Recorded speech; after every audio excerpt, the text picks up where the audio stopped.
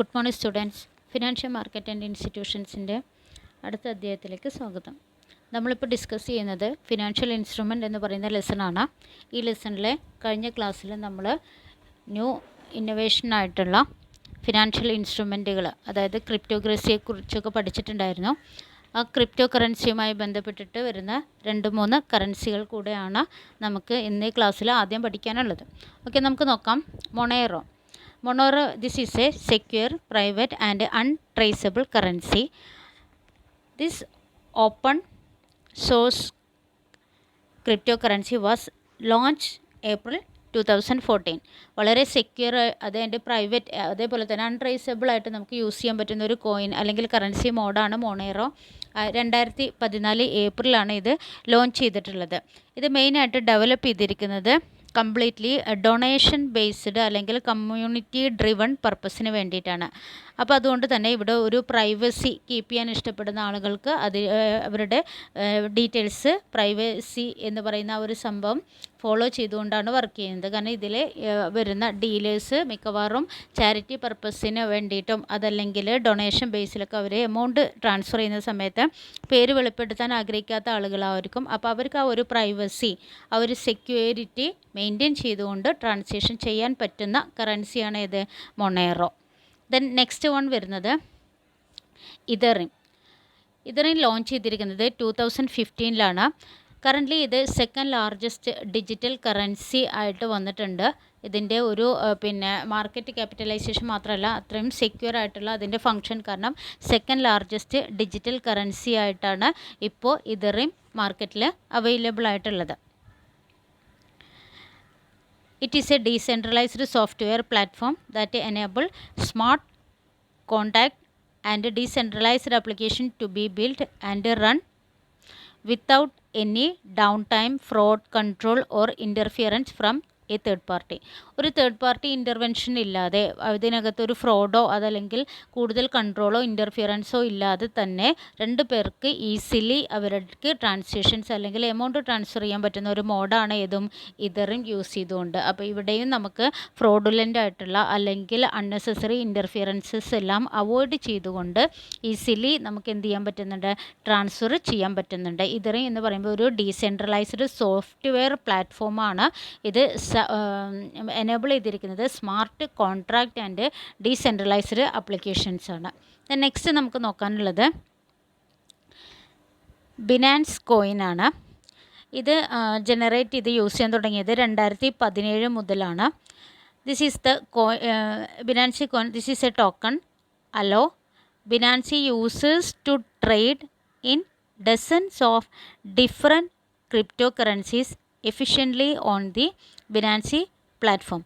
അതായത് ഒന്നിൽ കൂടുതൽ ക്രിപ്റ്റോ കറൻസികൾ നമുക്ക് ഒരുമിച്ച് യൂസ് ചെയ്യാനുള്ള ഒരു ഫെസിലിറ്റീസ് പ്രൊവൈഡ് ചെയ്യുന്നതാണ് ബിനാൻസി കോയിൻ എന്ന് പറയുന്നത്.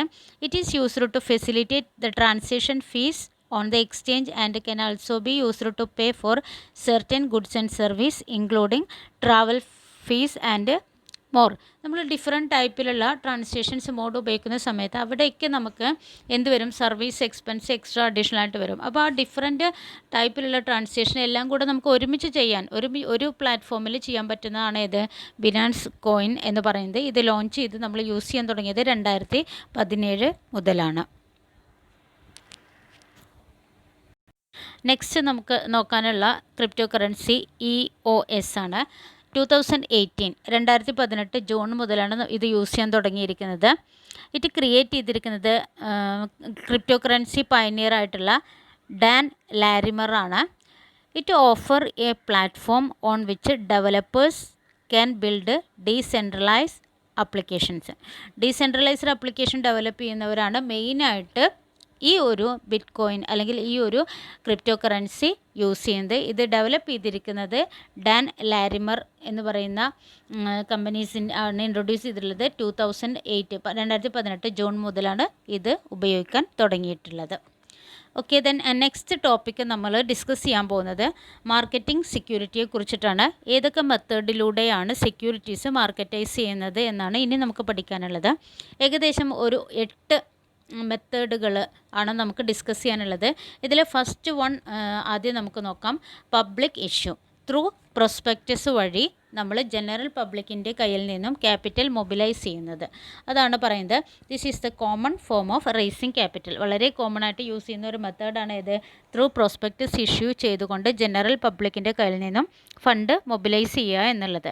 Under this method a fixed number of shares at a stated price are offered to the public by the issuing company through a document name prospectus. ഇവിടെ നമ്മൾ general പബ്ലിക്കിലേക്ക് ഒരു invitation എന്നുള്ള രീതിയിൽ ഒരു പ്രൊസ്പെക്റ്റസ് already നമ്മൾ ഇഷ്യൂ ചെയ്യും.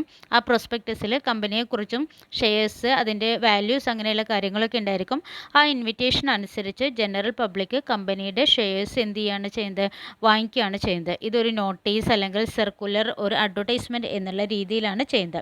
ഈ പ്രൊസ്പെക്റ്റസ് നമ്മൾ ഇഷ്യൂ ചെയ്യുന്ന സമയത്ത് ഇത് മെയിനായിട്ട് എന്ത് പർപ്പസ് അല്ലെങ്കിൽ എന്തിനു വേണ്ടിയാണെന്ന് വെച്ച് കഴിഞ്ഞാൽ to inform about the formation of a new company. ഇപ്പോൾ നമ്മൾ പുതിയൊരു കമ്പനിയാണ് പിന്നെ മാർക്കറ്റിൽ ഇതുവരെ ഇല്ലാത്ത ഒരു കമ്പനി പുതുതായിട്ട് ലോഞ്ച് ചെയ്യുകയാണെങ്കിൽ ആ ഒരു ഐഡിയ അല്ലെങ്കിൽ ആ ഒരു കമ്പനിയെ കുറിച്ചിട്ടുള്ള ഒരു അഡ്വർടൈസ്മെൻറ്റ് അല്ലെങ്കിൽ ഒരു നോട്ടീസ് ജനറൽ പബ്ലിക്കിന് കൊടുക്കുന്നതിന് വേണ്ടിയിട്ട് നമ്മൾ ഏത് ഉപയോഗിക്കുന്നുണ്ട്, ഈ പ്രൊസ്പെക്റ്റസ് യൂസ് ചെയ്യുന്നുണ്ട്.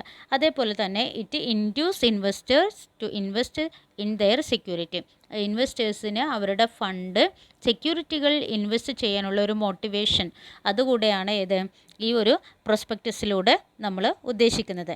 സെബിയുടേതായ വ്യക്തമായ ഗൈഡ് ലൈനോട് കൂടിയാണ് ഈ പ്രൊസ്പെക്റ്റസ് നമ്മൾ പ്രിൻ്റ് ചെയ്തിട്ട് എന്ത് ചെയ്യുന്നത്, സർക്കുലേറ്റ് ചെയ്യുന്നത്. സെബിയുടെ ഡയറക്ഷൻ അല്ലെങ്കിൽ ഈ ഗൈഡ് ലൈൻ പ്രകാരം front page of the prospectus being white കളറായിരിക്കണം. അതേപോലെ പ്രത്യേകിച്ച് പാറ്റേണോ പിക്ചേഴ്സോ ഇതൊന്നും അലവബിൾ അല്ല.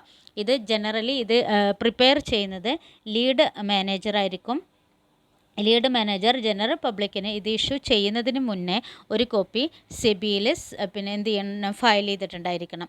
അതേപോലെ തന്നെ ഈ ലീഡ് മാനേജർ ഈ ഒരു പ്രൊസ്പെക്റ്റസ് ഡ്രാഫ്റ്റ് ചെയ്യുന്ന സമയത്ത് financial institution, stock exchange, bank ഇവരോടൊക്കെ കോൺടാക്റ്റ് ചെയ്ത് ഡീറ്റെയിൽസ് കളക്ട് ചെയ്തതിന് ശേഷമായിരിക്കണം അയാൾ പ്രൊസ്പെക്റ്റസ് പ്രിപ്പയർ ചെയ്യേണ്ടത്. അപ്പോൾ പ്രൊസ്പെക്റ്റസ് ജനറൽ പബ്ലിക്കിന് ഇഷ്യൂ ചെയ്യുന്നതിന് മുന്നേ എന്ത് ചെയ്യണം, സെബിയിൽ അത് ഫയൽ ചെയ്തിട്ടുണ്ടായിരിക്കണം. ഓക്കെ, ഇനി നമുക്ക് നോക്കാനുള്ളത് റെഡ് പ്രൊസ്പെക്റ്റസ് ആണ്. ഇതും ഒരു രീതിയിലുള്ള പ്രൊസ്പെക്റ്റസ് തന്നെയാണ്. But which does not have details of either price or number of shares being offered or the amount of issue. ഇവിടെ നമ്മൾ ഷെയർസിൻ്റെ വാല്യൂസോ അല്ലെങ്കിൽ എത്ര നമ്പറാണോ ഇതൊന്നും മെൻഷൻ ചെയ്യാത്ത പ്രൊസ്പെക്റ്റസിനെയാണ് എന്ത് പറയുന്നത്, റെഡ് ഹിയറിംഗ് പ്രൊസ്പെക്റ്റസ് എന്ന് പറയുന്നത്. ഇവിടെ പക്ഷേ നമ്മൾ ഒരു പ്രൈസ് ബാൻഡ് കൊടുക്കുകയാണ്. ആ പ്രൈസ് ബാൻഡിൽ ഒരു അപ്പർ ലിമിറ്റും അതേപോലെ തന്നെ ഒരു ലോവർ പ്രൈസും ഉണ്ടാവും. ഈ രണ്ട് ലോവർ ആൻഡ് അപ്പർ പ്രൈസ് ബാൻഡിനുള്ളിൽ നിന്നും ഇൻവെസ്റ്റേഴ്സിനൊരു പ്രൈസ് ചൂസ് ചെയ്തുകൊണ്ട് അവർക്ക് എന്ത് ചെയ്യാം, സെക്യൂരിറ്റീസ് പർച്ചേസ് ചെയ്യാം. അപ്പോൾ ഇവിടെ ഇങ്ങനെ നമ്പർ ഓഫ് ഷെയർസ് അതേപോലെ തന്നെ എമൗണ്ടും എന്ത് ചെയ്തിട്ടുണ്ടാവില്ല, അവിടെ ഇങ്ങനെ ഡീറ്റെയിൽഡ് ആയിട്ട് അതിനെക്കുറിച്ചുള്ള ഡീറ്റെയിൽസ് ഒന്നും ഇല്ലാത്ത പ്രൊസ്പെക്റ്റസിനെയാണ് റെഡ് ഹിയറിംഗ് പ്രൊസ്പെക്റ്റസ് എന്ന് പറയുന്നത്. നെക്സ്റ്റ് നമുക്ക് നോക്കാനുള്ളത് പബ്ലിക് ഇഷ്യൂ ആണ്. പബ്ലിക് ഇഷ്യൂവിനെ നമുക്ക് അറിയാം, ആൾറെഡി നമ്മൾ ഡിസ്കസ് ചെയ്താണ്. ജനറലി രണ്ടെണ്ണമായിട്ട് എഗെയിൻ ഡിവൈഡ് ചെയ്തിട്ടുണ്ട്. ഫസ്റ്റ് വൺ വരുന്നത് IPO, ഇനീഷ്യൽ പബ്ലിക് ഓഫറിങ്ങും. നെക്സ്റ്റ് വൺ വരുന്നത് ഫർദർ പബ്ലിക് ഓഫറിങ്ങും ആണ്. ഇനീഷ്യൽ പബ്ലിക് ഓഫറിങ് എന്താണെന്ന് നോക്കാം. It is in practice in the primary market of shares and stock. ആദ്യമായിട്ട് ഇഷ്യൂ ചെയ്യുകയാണെങ്കിൽ അല്ലെങ്കിൽ പ്രൈമറി മാർക്കറ്റിൽ നമ്മൾ യൂസ് ചെയ്യുന്നതാണ് ഇത് ഇനീഷ്യൽ പബ്ലിക് ഓഫറിംഗ് എന്ന് പറയുന്നത്. First issue of shares of the company to the public. ആദ്യമായിട്ട് കമ്പനി അവരുടെ ഷെയർസ് പബ്ലിക്കിലേക്ക് ഇഷ്യൂ ചെയ്യുകയാണെങ്കിലാണ് ഇത് നമ്മൾ യൂസ് ചെയ്യുന്നത്. It is done either a fresh issue of security or an offer of sale of its existing securities or both for the first time to the public. First time ആദ്യമായിട്ട് ചിലപ്പോൾ അത് fresh issue ആവാം, അതല്ലെങ്കിൽ existing securities പക്ഷേ ഇതുവരെ general പബ്ലിക്കിനിടയിലേക്ക് issue ചെയ്യാത്തതായിരിക്കണം. അങ്ങനെയുള്ള ഒരു offer അല്ലെങ്കിലുള്ള സെക്യൂരിറ്റീസിൻ്റെ ഡീലിങ്ങിന് വേണ്ടിയിട്ടാണ് നമ്മൾ ഏത് ഉപയോഗിക്കുന്നത്, IPO അതല്ലെങ്കിൽ ഇനീഷ്യൽ പബ്ലിക് ഓഫറിംഗ് ഉപയോഗിക്കുന്നത്. It is often issued by smaller and younger company seeking the capital to expand. Smaller and younger company, അതായത് പുതുതായിട്ട് ലോഞ്ച് ചെയ്യുന്ന കമ്പനികൾ അവരുടെ ക്യാപിറ്റൽ എക്സ്പാൻഷന് വേണ്ടിയിട്ടാണ് മെയിനായിട്ട് ഇത് ഉപയോഗിക്കുന്നത്. പിന്നെ മറ്റൊരു ഫീച്ചർ പറയുകയാണെങ്കിൽ ഇതൊരു റിസ്ക്കിയാണ്. കാരണം ഫസ്റ്റ് ടൈമാണ്. അപ്പോൾ ഇൻവെസ്റ്റേഴ്സിന് അല്ലെങ്കിൽ ജനറൽ പബ്ലിക്കിന് ഒരു ഐഡിയയും ഇല്ലാത്ത ഒരു കമ്പനിയാണ്. അപ്പോൾ അവർ ആ പ്രോസ്പെക്ടസിലൂടെ കൊടുക്കുന്ന ഇൻഫർമേഷൻ അനുസരിച്ചിട്ടാണ് എന്തുണ്ടായിരിക്കുക, പബ്ലിക് അതിൽ ഇൻവെസ്റ്റ് ചെയ്യുക. അപ്പോൾ അതേ ഇൻവെസ്റ്റേഴ്സിനെ കണ്ടെത്തുക എന്ന് പറയുന്നത് കുറച്ച് എന്തായിരിക്കും, റിസ്കി ആണ്. ദെൻ നെക്സ്റ്റ് നമുക്ക് നോക്കാനുള്ളത് ന്യൂ ഫണ്ട് ഓഫർ NFO ആണ്. NFO എന്ന് പറഞ്ഞു കഴിഞ്ഞാൽ നമ്മളിതിന് മുന്നേ നമ്മൾ IPOയിൽ ഡിസ്കസ് ചെയ്തത് അവിടെ സെക്യൂരിറ്റീസ് ഇഷ്യൂ ചെയ്യായിരുന്നു. ഇവിടെ നമ്മൾ ആ സ്ഥാനത്ത് മ്യൂച്വൽ ഫണ്ടിൻ്റെ പ്രാക്ടീസാണ് ഇതിൽ വരുന്നത്. NFO അതായത് ന്യൂ ഫണ്ട് ഓഫറിൽ പറയുന്നത് it is a issue of a unit of a mutual fund scheme to ഇൻവെസ്റ്റേഴ്സിലേക്ക് നമ്മൾ മ്യൂച്വൽ ഫണ്ട് ഇഷ്യൂ ചെയ്യുന്ന പ്രോസസ്സ്, അതിനെയാണ് എന്ത് പറയുന്നത്, NFO എന്ന് പറയുന്നത്. ഇത് രണ്ട് രീതിയിലാണ് നമ്മൾ ചെയ്യുന്നത്. ഫസ്റ്റ് വൺ വരുന്നത് ഓപ്പൺ എൻഡഡ് ഫണ്ടും ദ നെക്സ്റ്റ് വൺ വരുന്നത് ക്ലോസ് എൻഡഡ് ഫണ്ടും. ഓപ്പൺ എൻഡഡ് എന്ന് പറഞ്ഞു കഴിഞ്ഞാൽ investors can enter and exit the fund at any time after the ലോഞ്ചിങ്ങിന് ശേഷം എപ്പോൾ വേണമെങ്കിലും ഇൻവെസ്റ്റേഴ്സിന് അവിടെ ഇങ്ങനെ എൻ്റർ ആൻഡ് എക്സിറ്റ് പോസിബിൾ ആയിട്ടുള്ളതാണ് ഓപ്പൺ എൻഡഡ് ഫണ്ട് എന്ന് പറയുന്നത്. പക്ഷേ ക്ലോസ് എൻഡഡ് ആണ് എന്നുണ്ടെങ്കിൽ does not allow the entry and exit of investors after the NFO period. അതായത് മെച്യൂരിറ്റി കഴിയുന്നതിന് ശേഷം മാത്രമാണ് ഇൻവെസ്റ്റേഴ്സിന് അതിൽ നിന്നും എക്സിറ്റ് ചെയ്യാൻ കഴിയുള്ളൂ. ആ ടൈം പീരീഡ് എന്ന് പറയുന്നത് ജനറലി ഒരു 3 to 4 years ആണ് വരുന്നത്. അപ്പോൾ ആ ഒരു 3 or 4 yearsന് ശേഷം മാത്രമാണ് ഇൻവെസ്റ്റേഴ്സിന് അത് എന്ത് ചെയ്യാൻ പറ്റുള്ളൂ, സെയിൽസ് ചെയ്യാൻ പറ്റുള്ളൂ എന്നുള്ള രീതിയിൽ ഒരു ക്ലോസ് എൻഡഡ് ഫണ്ട് എന്നുള്ള രീതിയിലാണ് ഇത് ഇഷ്യൂ ചെയ്യുന്നത്. മ്യൂച്വൽ ഫണ്ടിൻ്റെ NFO, മ്യൂച്വൽ ഫണ്ടിൻ്റെ ക്ലോസ് എൻഡഡ് ഫണ്ട് ഉപയോഗിക്കുന്നത്. ഓക്കെ. ഇപ്പോൾ IPO എന്ന് പറഞ്ഞു കഴിഞ്ഞാൽ അവിടെ ഇങ്ങനെ എന്താണ് പറയുന്നത്, സെക്യൂരിറ്റീസ് ആണ് ഇഷ്യൂ ചെയ്യുന്നത്. സെക്യൂരിറ്റീസ് വഴി കമ്പനിയുടെ ഓണർഷിപ്പ്, ആ ഒരു റൈറ്റ് ആണ് അവിടെ ഇങ്ങനെ നമ്മൾ കൊടുക്കുന്നത്. പക്ഷേ NFO എന്ന് പറയുമ്പോൾ അവിടെ ഇങ്ങനെ right of ownership of mutual fund മാത്രമാണ്. Right of ownership of mutual fund മാത്രമാണ് ഇതിൽ വരുന്നത്, NFOയിൽ വരുന്നത്. ഓക്കെ. നെക്സ്റ്റ് വൺ നമുക്ക് നോക്കാനുള്ളത് offer for sales.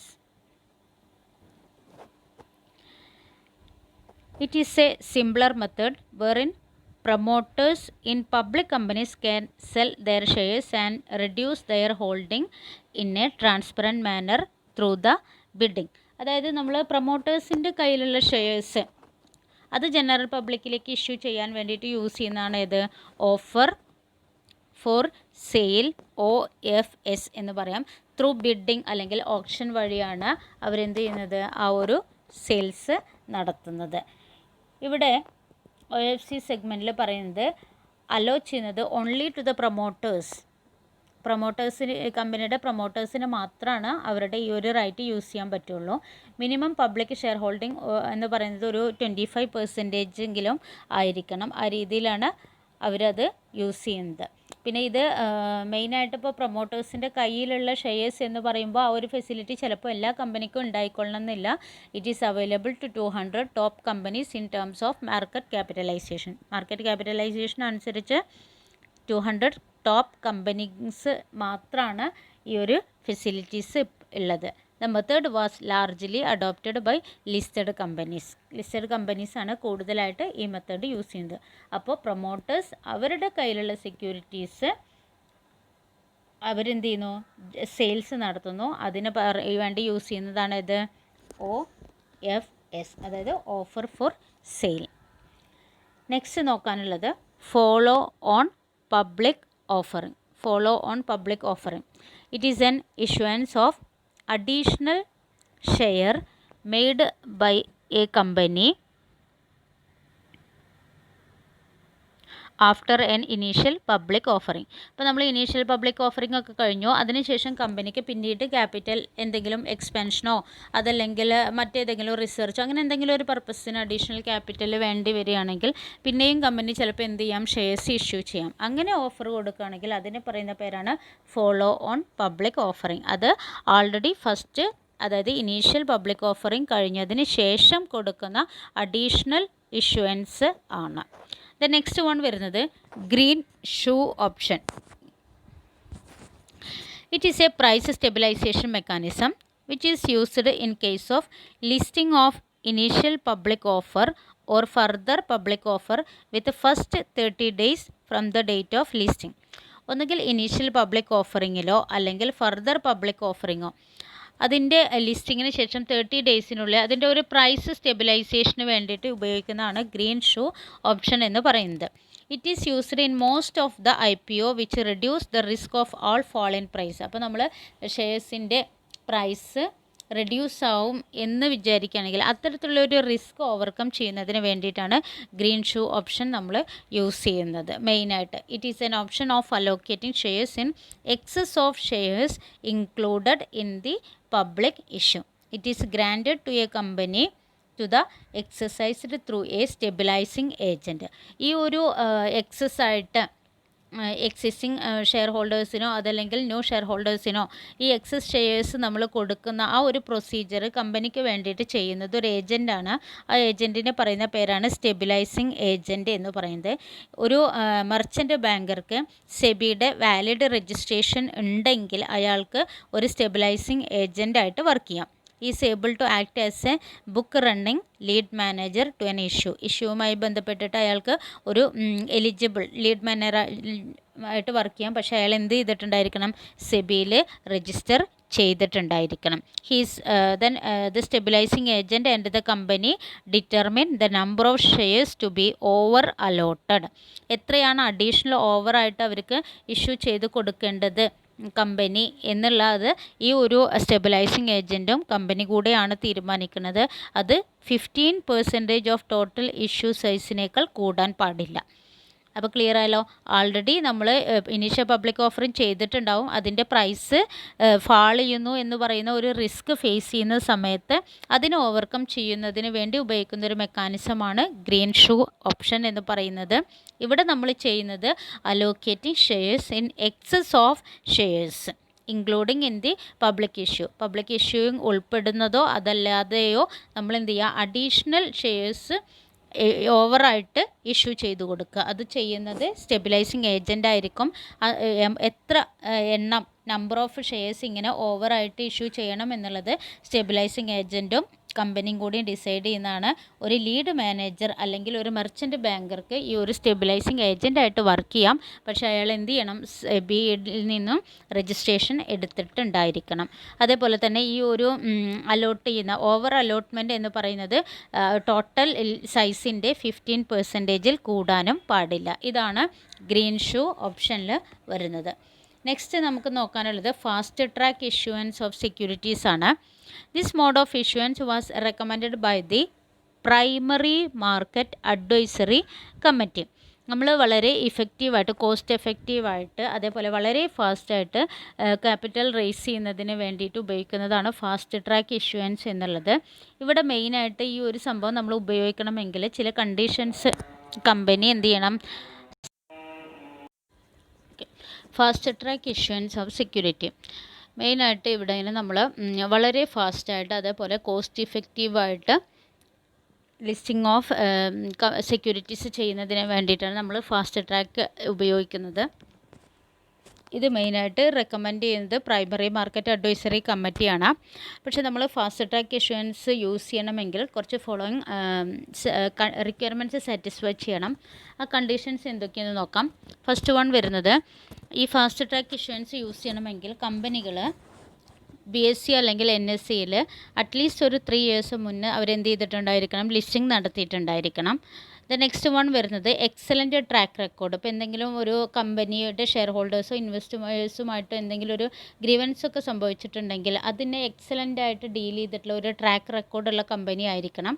Next one വരുന്നത് average free float market capitalisation at least ₹10,000 crore or more during the last year. Next one വരുന്നത് compliant with the listing agreement. The next one, promoter group shares are necessarily held in dematerialized form. And the next one, trading on the stock exchange constitute at least 2% of the total issued shares during the previous year. The next one, no prosecution proceeding or show cause notice issued by SEBI.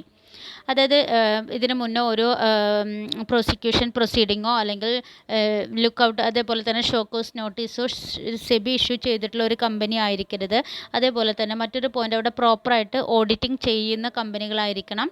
Promoters group shares are necessarily held promoters held ചെയ്യുന്ന shares dematerialised ഫോമിലായിരിക്കണം company BSEയിലോ NSEയിലോ last 3 ഇയേഴ്സായിട്ട് register അല്ലെങ്കിൽ list ചെയ്തിട്ടുള്ള കമ്പനികളാണ്. ഇത്രയും track റെക്കോർഡുള്ള കമ്പനികൾക്ക് മാത്രമാണ് ഫാസ്റ്റ് ട്രാക്ക് ഇഷ്യൂവൻസ് ചെയ്യാൻ കഴിയുള്ളൂ. നെക്സ്റ്റ് നമുക്ക് ഇപ്പോൾ പ്രോസ്പെക്ടസ് ഇഷ്യൂ കഴിഞ്ഞു. ഇനി നമുക്ക് നോക്കാനുള്ളത് ഓഫർ ഓഫ് സെയിലാണ്. ഓഫർ ഓഫ് സെയിലിൽ മെയിനായിട്ട് പറയുന്നത് the securities are issued through issue house or intermediary. അതായത് ഒരു ബ്രോക്കേഴ്സ് വഴി നമ്മൾ ജനറൽ പബ്ലിക്കിൻ്റെ കയ്യിൽ നിന്നും പിന്നെ ഇൻവെസ്റ്റേഴ്സ് മൊബിലൈസ് ചെയ്യുകയാണെങ്കിൽ അതിനു വേണ്ടി ഉപയോഗിക്കുന്നതാണ് ഇത് ഓഫർ ഓഫ് സെയിൽ. ഇവിടെ ഇഷ്യൂ ഹൗസ് അല്ലെങ്കിൽ ഇൻ്റർമീഡിയറീസ് ആദ്യം എന്ത് ചെയ്യും, കമ്പനിയുടെ കയ്യിൽ നിന്നും ഷെയർസ് ഒരു നെഗോഷ്യബിൾ പ്രൈസിന് വാങ്ങിക്കും. എന്നിട്ട് അത് ഹയർ പ്രൈസിന് അവരെന്ത് ചെയ്യും, ജനറൽ പബ്ലിക്കിലേക്ക് ഇഷ്യൂ ചെയ്യും. അതിനുവേണ്ടി ഈ ഇൻ്റർമീഡിയറീസ് അഡ്വർടൈസ്മെൻ്റ് ഒക്കെ ചെയ്യും. അപ്പോൾ അഡ്വർടൈസ്മെൻ്റ് കോസ്റ്റ് എല്ലാം ബിയർ ചെയ്യുന്നത് ഈ ഇൻ്റർമീഡിയറീസ് ആയിരിക്കും. അപ്പോൾ ആ കമ്പനിയെ സംബന്ധിച്ചിടത്തോളം അത് ലെസ് കോസ്റ്റ്ലി ആയിട്ടുള്ള ഒരു പ്രോസസ്സിംഗ് ആണ് ഓഫർ ഓഫ് സെയിൽ. അതായത് കമ്പനി ഒരു എഗ്രിമെൻറ്റിൻ്റെ ബേസിൽ മൊത്തം ആർക്ക് കൊടുക്കും, നമ്മുടെ ഇൻ്റർമീഡിയറീസിന് കൊടുക്കും. ഇൻ്റർമീഡിയറീസ് അത് ജനറൽ പബ്ലിക്കിലേക്ക് എത്തിക്കാനുള്ള റിസ്ക് ഒക്കെ അവരാണ് എടുക്കുന്നത്. പിന്നെ intermediaries offer the security to the public for the sale within 6 months of the allotment or the date of offer to the public. അതേപോലെ കമ്പനിയുമായിട്ടുള്ള കോൺട്രാക്റ്റിന് ശേഷം നെഗോസിയേഷന് ശേഷം 6 മാസത്തിനുള്ളിൽ ഈ ഒരു ഇൻ്റർമീഡിയറി ജനറൽ പബ്ലിക്കിലേക്ക് എന്ത് ചെയ്തിട്ടുണ്ടായിരിക്കണം, ഓഫറിങ് ചെയ്തിട്ടുണ്ടായിരിക്കണം. പിന്നെ അതേപോലെ അവരത് വാങ്ങിക്കുന്ന പ്രൈസ് പിന്നെ ജനറൽ പബ്ലിക്കിലേക്ക് ഇഷ്യൂ ചെയ്യുന്ന പ്രൈസ് ഡിഫറൻ്റ് ആവും. ആ ഡിഫറൻസ് ആണ് അവരുടെ പ്രോഫിറ്റ് അല്ലെങ്കിൽ കമ്മീഷനായിട്ട് വരുന്നത്. അതിനെ പറയുന്ന പേരാണ് ടേൺ ഓർ സ്പ്രെഡ്. ഓക്കെ, ആ ഒരു എക്സസ് ആയിട്ട് അവർക്ക് കിട്ടുന്ന കമ്മീഷൻ അല്ലെങ്കിൽ അവരുടെ പ്രോഫിറ്റിനെ പറയുന്ന പേരാണ് ടേൺ ഓർ സ്പ്രെഡ്. ജനറലായിട്ട് ഓഫർ ഓഫ് സെയിൽസ് യൂസ് ചെയ്യുന്ന കേസുകൾ മെയിനായിട്ട് 2 എണ്ണമാണ്. ഫസ്റ്റ് വൺ വരുന്നത് in case of foreign collaborators are used letter of offer to sell their securities to the Indian public. അതായത് ഏതെങ്കിലും ഒരു ഫോറിൻ കമ്പനി ഇന്ത്യയിൽ ഇൻവെസ്റ്റ് ചെയ്യാൻ ഉദ്ദേശിക്കുകയാണെങ്കിൽ അവർക്ക് ബെസ്റ്റ് മെത്തേഡായിട്ട് യൂസ് ചെയ്യാൻ പറ്റുന്നത് ഓഫർ ഓഫ് സെയിലാണ്. ദ നെക്സ്റ്റ് വൺ വരുന്നത് OTC. The sponsor who are the member of the exchange buy shares in 1 lot and sold to the public by bid. അപ്പോൾ OTC ഒരു intermediaries ആയിട്ട് വരുന്ന സമയത്തും അവർ യൂസ് ചെയ്യുന്നതും ഈ ഓഫർ ഓഫ് സെയിലാണ്. ഇവിടെ കമ്പനിയെ സംബന്ധിച്ചിടത്തോളം മെയിൻ അഡ്വാൻറ്റേജസ് എന്ന് പറയുന്നത് ലെസ് കോസ്റ്റ്ലിയാണ്. കാരണം അഡ്വർടൈസ്മെൻറ്റും ബാക്കി പബ്ലിക്കേഷൻ ഒരു ഡ്രാഫ്റ്റിംഗ് അതൊക്കെ ചെയ്യുന്നത് ഇൻ്റർമീഡിയറീസ് ആയിരിക്കും. ഇതാണ് ഓഫർ ഓഫ് സെയിലിൽ പറയുന്നത്. Okay, thank you.